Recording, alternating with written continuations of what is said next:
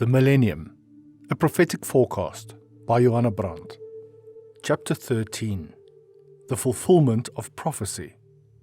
The testimony of Jesus is the spirit of prophecy.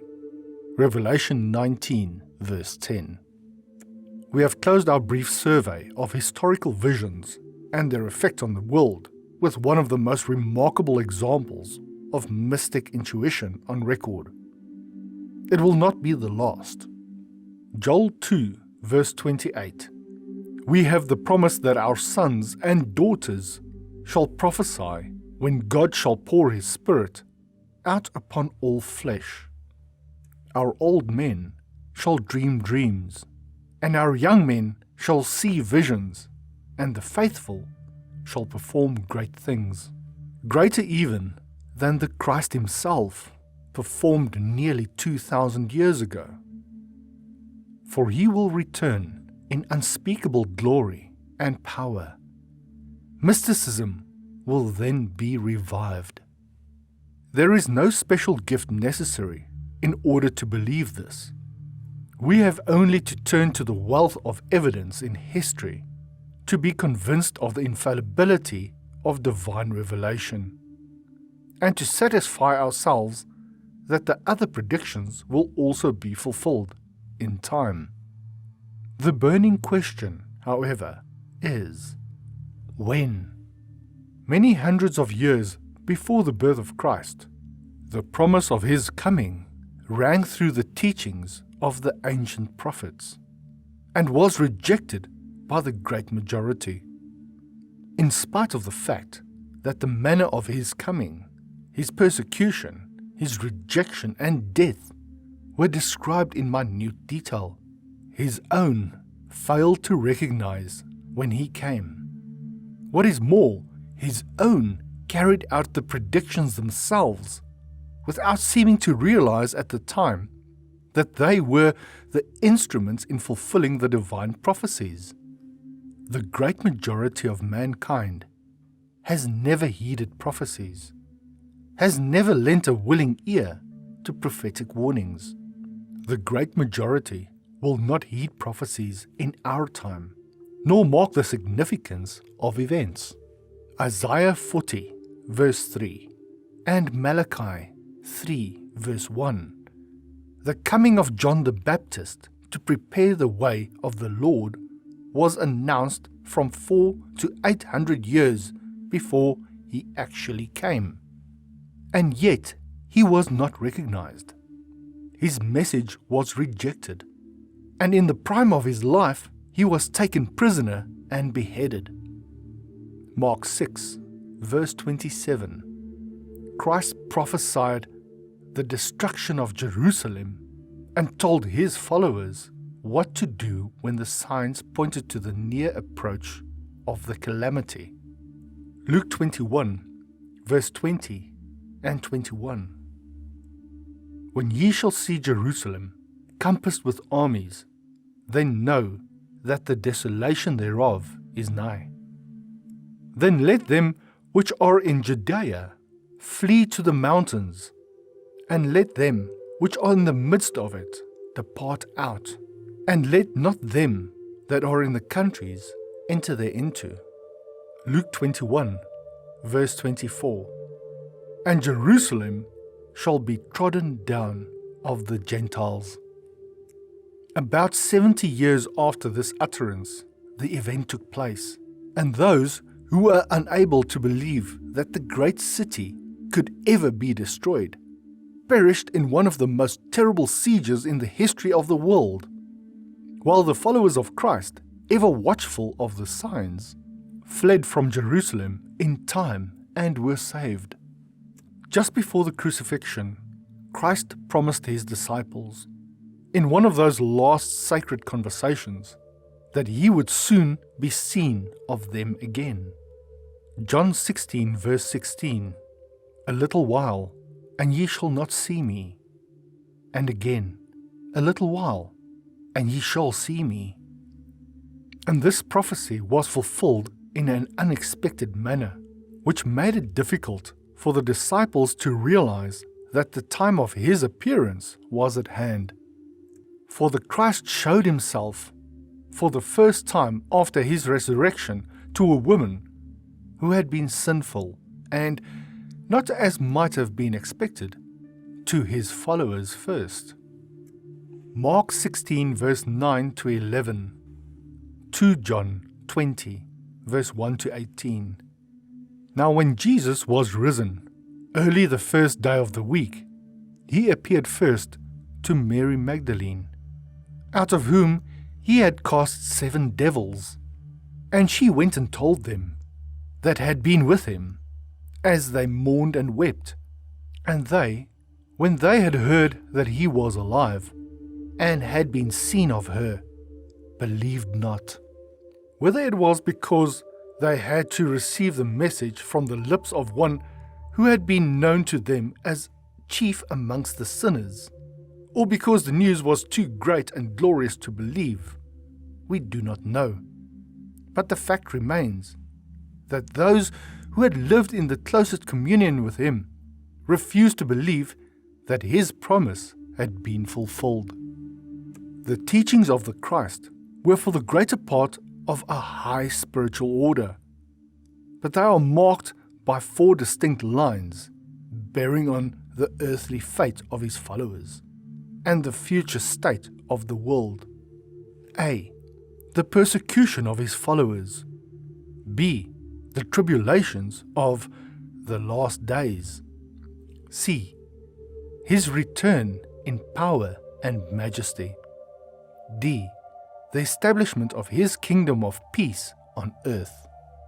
These teachings mark the utterance of all the Christian prophets during the last 3,000 years and are intermingled with other divine revelations throughout the Old and New Testaments. Although it is entirely beyond the scope of this book to deal with the matter, mention can be made of the remarkable fact that the same teachings appear in all the great religions of the world. So much so, in fact, that the unbiased study of these matters proves that Christianity never had the monopoly of divine revelation, and that therefore Christian intolerance and dogmatism are less than ever justifiable. It is then not only in the Christian world that great developments are expected at this time. On the contrary, there is no quarter of the globe which has not been touched with this sense of impending changes. But the Christian Church has books of divine revelation which deal almost entirely with the events preceding the return of Christ.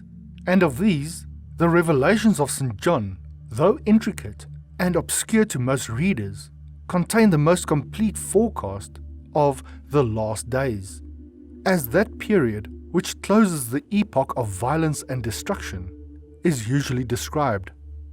The reign of terror we have had, unexpectedly severe, unendurably long, has the period of martyrdom been, lasting as it did nearly 2,000 years. It is no wonder that many believers had begun to despair of deliverance. But the predicted tribulations of the last days, far exceeding anything which mankind has yet experienced, have begun at last. The foregoing chapters on historical evidence have merely been written as a preparation for the events to be described in part 2 of this book, which contains a definite message to the world to prepare for the coming of the Lord. And for the same purpose, we now devote this chapter to an examination of the prophecies describing the signs by which the world may know that the second coming is at hand. No one can presume to foretell the day and hour of his return, but history proves that no great event takes place without due preparation and warning for those who are ready to accept warning. And it is only by studying the revelations given us in the Bible and comparing them with the phases of the world's history that we can arrive at any satisfactory conclusion regarding the near future. After 1900 years of such unspeakable horrors, how can we possibly be sure that the world's present crisis is the beginning of the end? that this time of distress is not merely a continuation of the protracted period of tribulation, which Christ prophesied nearly 2,000 years ago. The promised return has been expected in all ages. The living hope has been there always, but especially in the times of acute suffering like the present. What reason have we then for our belief that this is the final struggle before the dawn of a better day? This question we hope to answer in part 2 of this book, by an account of what took place in our very midst in December 1916. But let us, in this chapter, compare the events of the last century with some of the predictions in the scriptures, in which the events to precede the last days are so emphatically foretold. Of the actual return of the Christ in power and glory, little can be said.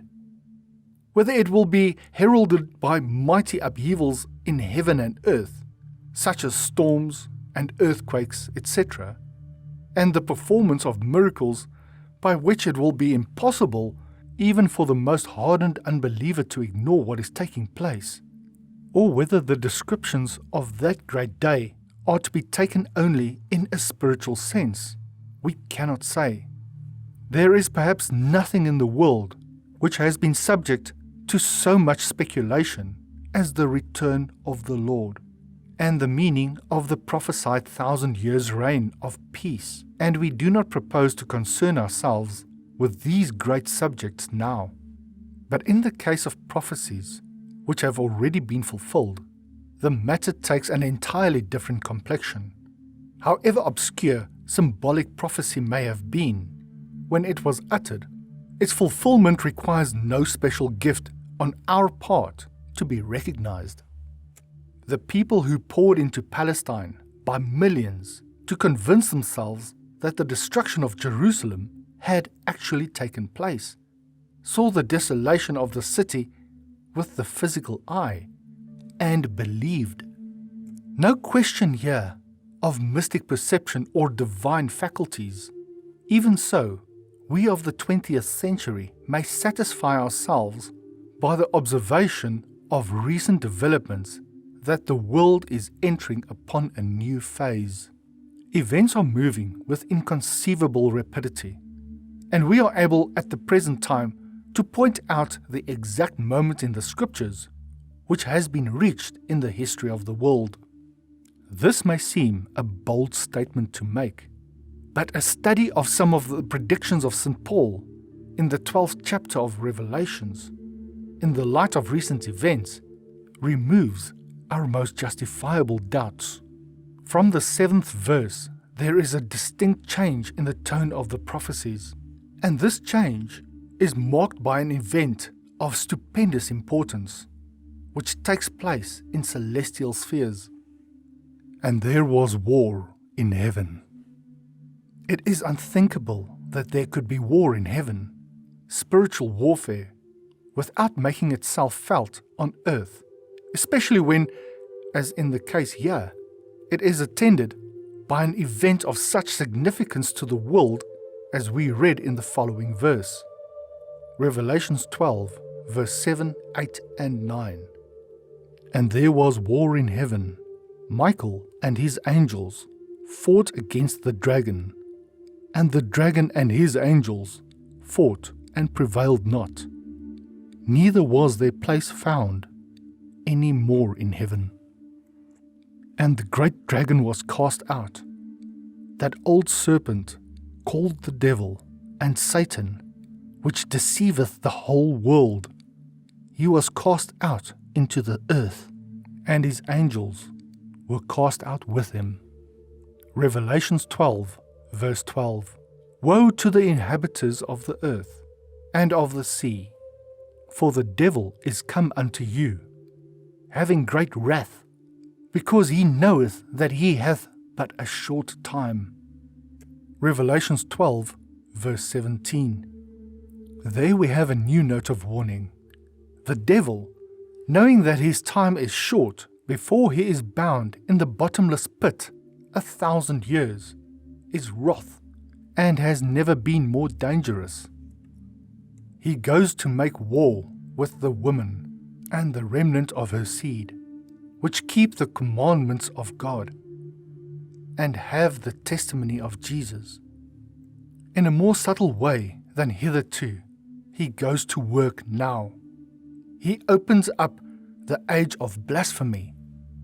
And the age of blasphemy is everywhere in the Bible described as the last development before the end. The demon of blasphemy. It is the Antichrist. The age of blasphemy in which we live is the last stage before the Lord's return, and this interpretation, when fully grasped, floods the soul with light. Not blasphemy in the ordinary sense of the word. By blasphemy, we mean that refined form of mockery which is sheltered beneath the cloak of the insincere professing Christian. That deadly form of hypocrisy by which others are deceived to their own undoing. With the scorn of the open unbeliever, we are not concerned here, nor with the honest materialist's doubts of the existence of a God and the immortality of the soul. No, the time is past for us to shift the responsibility onto other shoulders. Let us face the truth and see in how far we, the avowed followers of the Lord, are concerned in the last phase of iniquity, which marks the close of the age of violence. When we observe closely what is taking place all over the Christian world, we are forced to admit that it is the false Christian who is the true blasphemer. The violation of the laws of honor by a follower of the Christ is blasphemy. Every lie told by a professing Christian, every deceitful act, every deed of violence and oppression by a disciple of the Lord is an act of iniquitous blasphemy, more dangerous to the kingdom of heaven than all the open onslaughts of the evil ones.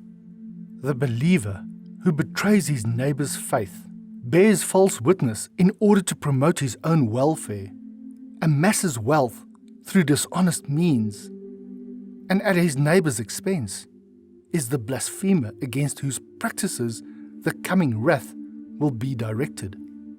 The Christ is returning to demand from his followers an account of their stewardship, and to condemn the unfaithful ones to purgatory for 1,000 years. Not the day of judgment will it be, not the end of the world, but a long period of retribution for infidelity and unrighteousness, after which the false disciple will have another chance to save his soul. It is in this light that we must examine the prophecies concerning blasphemy as a certain sign that the coming of the Lord is not far distant, not as a warning which does not concern us as members of a Christian church. About 550 years before Christ, the prophet Daniel described the main features of the French Revolution in the following verses. Daniel 7, verse 25 to 28. And he shall speak great words against the Most High, and shall wear out the saints of the Most High, and think to change times and laws, and they shall be given into his hand until a time and times and the dividing of time, and then shall the judgment sit. There we have an unmistakable forecast of that great upheaval. 100 years ago, when men sought to change times and laws by the introduction of 36 feast days instead of the Sabbath, the time was reckoned from the foundation of the National Convention instead of from the birth of Christ. Then every form of religion was abolished on pain of death, and the saints of the Most High were worn out in one of the bloodiest persecutions known to history. 44 years after Christ, we find St. Paul describing the French Revolution even more forcibly. And here too, it is connected with the coming of Christ. 2 Thessalonians 2, verses 3 and 4. Let no man deceive you by any means, for that day shall not come, except there come a falling away first, and that man of sin be revealed, the son of perdition, who opposeth and exalteth himself above all that is called God, or is worshipped, so that he as God sitteth in the temple of God, showing himself that he is God. It was the spirit of the Antichrist which manifested itself in the French Revolution, when harlots were placed on the altars of the new temples of reason, the desecrated Christian churches, and were worshipped as goddesses of reason.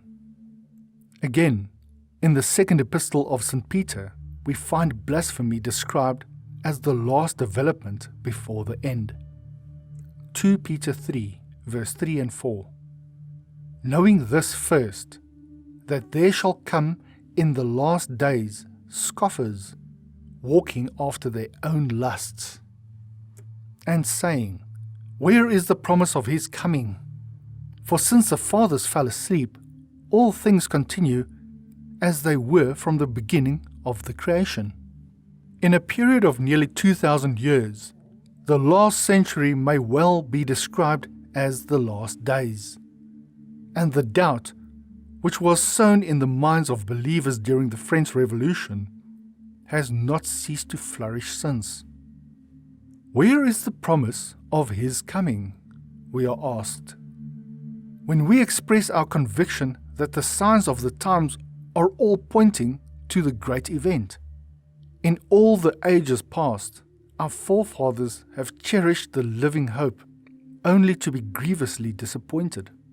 Be warned by their experience, and do not delude yourself and others with a vain hope. Conditions are exactly the same all over the world at all times, and history has seen worse calamities than the present European war. And so the weak and wavering are led astray, deprived of the only hope, which would make the last tribulations endurable to them. But there are other forecasts, quite as important as those concerning blasphemy, which have been fulfilled lately. 1 Thessalonians 5, verses 2 and 3. For yourselves know perfectly that the day of the Lord so cometh as a thief in the night. For when they shall say, Peace and safety, then sudden destruction cometh upon them.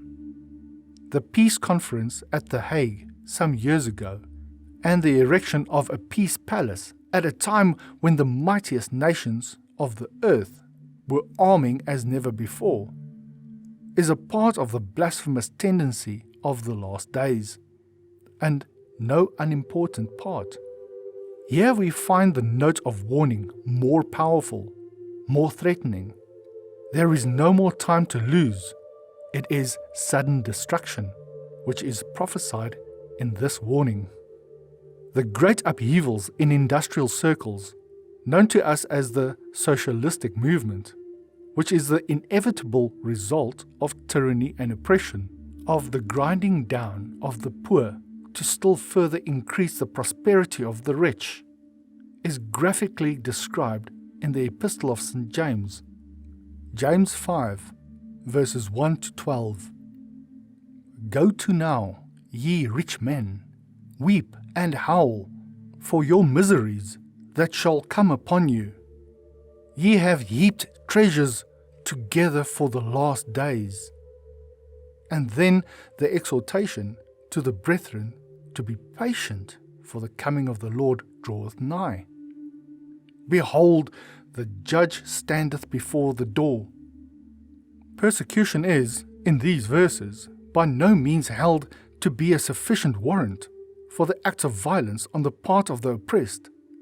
Indeed, the certain hope of a speedy deliverance is held up as an encouragement to more steadfast endurance. But of all the prophecies concerning the end, not one has been fulfilled in a more unmistakable manner than the injunction of Christ to his followers to preach the gospel to all nations. Matthew 23 verse 14. This gospel of the kingdom shall be preached in all the world for a witness unto all nations, and then shall the end come. It is only since the outbreak of the present European war that mission service has extended to the darkest corners of the earth. The gospel has been brought to all nations, but all nations have not yet been Christianized, the time for that being too unfavorable, with the spectacle of the world war looming hideously before all eyes. The tribulations of the last days began with the European cataclysm. They will not be finished before every nation on earth has been involved in one way or another, not until every country has been racked with internal warfare, strikes, riots, revolutions, civil wars, famines, diseases, and rapine. Not until there have been disturbances in heaven and earth, storms, conflagrations, floods, earthquakes, can the Son of Righteousness arise with healing in his wings. And this is the awesome period upon which we have now entered, that dread epoch described in the Revelations of St. John as the outpouring of the 7 last plagues, those vials of the wrath of God in which divine retribution is ended. Obscure and untranslatable as the symbols used here are, there is one description which can leave no doubt in the student's mind. We speak of the 7th outpouring, the fall of Babylon, the judgment of the great whore that sitteth upon many waters.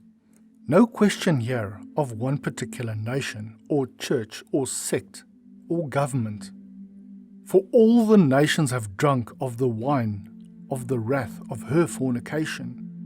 All the kings of the earth have sinned with her, and all the merchants of the earth are waxed rich through the abundance of her delicacies. There is only one thing on earth that can be described in those terms. There is only one thing which can be indicated here, and that is gold.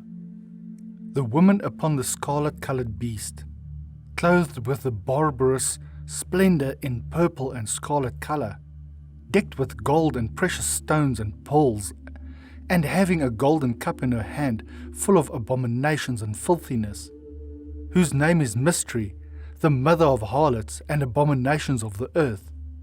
That woman represents the gold, by which all peoples and multitudes and tongues and nations have been led astray, with whose iniquities all the inhabitants of the earth have been made drunk. See the extravagance of the description by which her splendor is to be recognized. From the 12th verse of the 18th chapter, see the lament of the merchants who were made rich by her, and the wailing of all the nations that were deceived by her sorceries. In 1 hour she will be made desolate. With violence shall that great city be thrown down, and shall she be overtaken with death, and mourning, and famine, and fire. And the sound of a millstone shall be heard no more at all in her. For her smoke shall rise for ever and ever. Gold, and all that gold stands for, power, fame, influence, wealth, prosperity, and luxury, are unmistakably indicated by this powerful forecast of that last destructive plague before the marriage supper of the Lamb.